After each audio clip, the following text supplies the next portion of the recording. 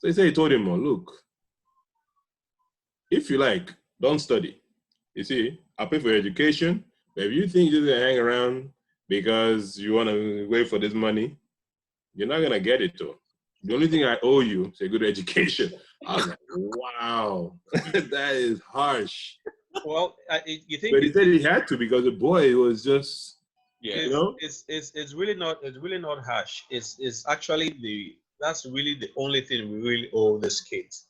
Yeah. Is really education, because somebody I think I was watching one show. Somebody was saying, how come those who inherited money didn't become, no, if you look at the history, all those who have done something, all right, they didn't, it wasn't because their parents were rich. Right. And you take the data, there's nobody.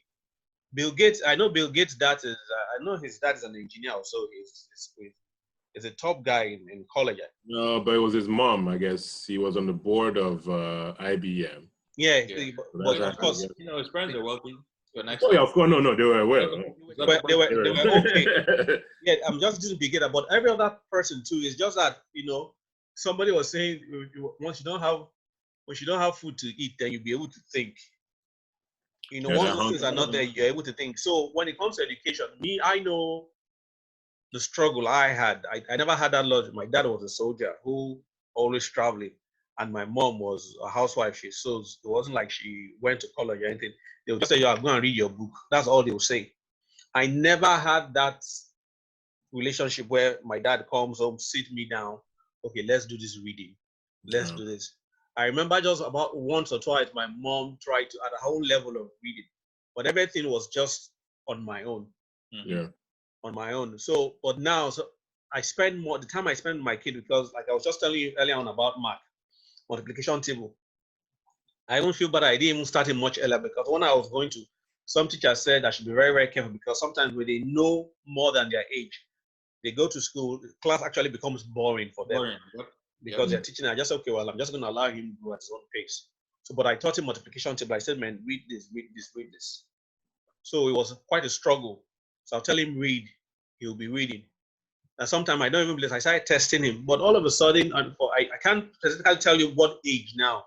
I know Mark is 11 now, but I know his multiplication table to the point now he now brags.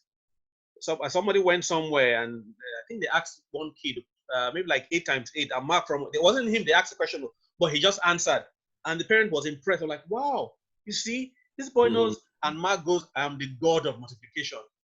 Just looking at him, I said, yeah, see your mouth. If we know, if they know the fights, when we fight before, you know, I know when it comes to boys, like my own son, Mark is a perpetual line crosser. Perpetual. If you draw that line, he will cross it. So that's the difference between boys and girls. They're totally like I was telling you earlier. If a boy and girl, if you have the same age, just know that girl is 3 times older than that boy. It takes, I think they said it was when you get to your teenage years, that's when boys begin to like, okay, responsibility. But girls are way ahead. So I'm having that fight with this device. So like I said earlier on, before we had to do this again, in the morning when I wake up now, I take them to the basketball courts. They do basketball, they come home. We do Mark now can write in cursive, because that thing was really irritating. Because I remember, like I was saying earlier on, when I was 10 years old, when we were in school, but we were competing who has the best cursive handwriting. And meanwhile, back then too, in your own mind, you're thinking, see, man, if I use this handwriting, write girl letter, the girl go fall. These kids now, they don't have that concept, you know, because it's always on the keyboard. If you see writing, all about the emojis, man. Let me tell you, right now, I can confidently tell you that the guy who's in high school, I taught a couple of students, the kid's handwriting that I saw in high school, Mark's handwriting now, who is going to 7th grade, is much better than most of these kids. Yeah, absolutely. Why? Because they don't write. Yeah. Nobody's writing anymore. Everybody's typing. Yeah. Yep. All right. So now I have to like teach him. Sometime he ran back to his old. I said, no, you write every day. How did we achieve that? Because he has this page he has to write. He had 3 pages every day for almost a month. He kept on writing. It started slow. I said, don't worry. Just keep writing. You get the hang of it. Now he writes in cursive. So like you're saying, we really, every kid is different, but sometimes know your own kid. Like for my own son, man, I have to be on him like white on rice. So it's really, sometimes I have to go commando style on him.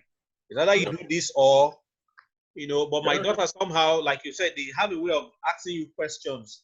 When you say certain things, they'll just throw it back at you. Yep. Any spot, my daughter will say, man, I broke it. You broke my heart, Daddy. I'm like, what did I do again? So there's always that thing of, boy and girl, there's always a different strategy. But my problem is, what other solution do we have other than to really, really monitor these kids? Because like as Nonso was saying, it's just habit. Because if you get them into that habit right now, because they say the best time to mold the child is when that child is between 4 and 8. Yep. Once you pass that age, is just leave it to Jesus Christ, because on you're your on your own.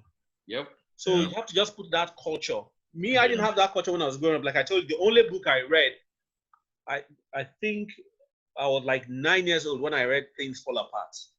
But I could still remember the story in Things Fall Apart. Like I told you, I remember Eze the cat in that book. Talk about Eze, that wrestler who, no matter how they fight, his back never touches the ground. Then I told you, I remember that scene where they went to a feast and they were eating. The pounded yam was on the table. It was so high, they couldn't even see the other person on the other side of the table. It's after eating and like, oh boy, you there here? Yeah. So those things. So I think reading is important. I know growing up, I mean, between the comic books, because just reading a novel wasn't really my thing though. But I think it also depends on, so it's like, okay, then you get older and you begin to notice girls, and then you figure out that that's what you use to impress girls. So you pick up a novel. You see what I'm saying? Or, with your guys, it was comic books. During our time, like Kibe Soup and Naxi, right? So you have to figure out how to read somehow, right? So I think with kids though, you wanna figure out what it is that they're interested in. My boy is, superheroes. So I try to get him books that are superhero oriented, because I figured that will hold his attention enough to begin to learn how to read and be interested in reading, right? So it's, and I feel cultivating the habit of reading, right? And then that, that habit, that eagerness to continue to read, I think will help you in life, right? Because it's, it's trying to get yourself educated. It's trying to get yourself exposed. It's being, it improves your vocabulary, right? Because when you're talking, the words you use are much, much different, because then you stumble on a word you're not familiar with. Because now I tell my daughter, it's like each time she come and ask me, okay, what does this word mean? I'm like, well, at some point I'm like, my dear, you need to learn how to use a dictionary, right? This is a dictionary, right? You go get the dictionary in the library, open the dictionary, and learn how to find a word. Mm-hmm. And then you figure out what that word means. I mean, your dad, I don't know so much. I'm not an encyclopedia. For the ones I know, I'll tell you. Some ones you'll be like, I'm like, oh boy, I don't know. Let's go look in the dictionary. There's no shit in my game. We ask Google. Like, hey, Google. Talking about learning words. What I did with my kids, I don't know. I think I stopped again. I gave we use we have word for the week. I didn't want to give them word for the day, because I said word for the week and try and use it. So we started with obnoxious,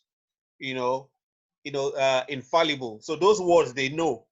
So because I started using, I said now learn to use it. So I think I stopped recently. So maybe I have to revert back to that. So every week there's one word that you. Yeah. So with Kosi, she started in the spelling bee, and I think that helped too, right? Oh wow. Good. But man, oh boy, that spelling bee not die, man. But those parents are crazy though. Yeah. But when we started this stuff, I told Luca, I'm like, we cannot be helicopter parents, right? I will not be one of those Asian and Indian parents. Lie. So no, that was my my creed. Yeah. So to me, it's a sport. You develop some good sportsmanship, but you're in this to have fun. We're going to take this seriously. Yeah. But above all, it's not a do or die affair. It's not. Right? And that's how we've approached it, right? I mean, we even have our little nuances. The day before the event, we're not going over any word, because if we've done our practice already, that's fine. But it's interesting because in going over some of the words during the spelling bee, myself, I'm learning some words I didn't even know what the meanings were. You understand? So it challenges me as a parent. But I think that's also a good, that again, if that's what your child is into, right? Kamsi is a little different, right? Again, the kids are different, but I think the onus is on the parents to understand what those nuances are and find ways to get them interested in what it is you need them to learn, or what it is you need them to know the way they should.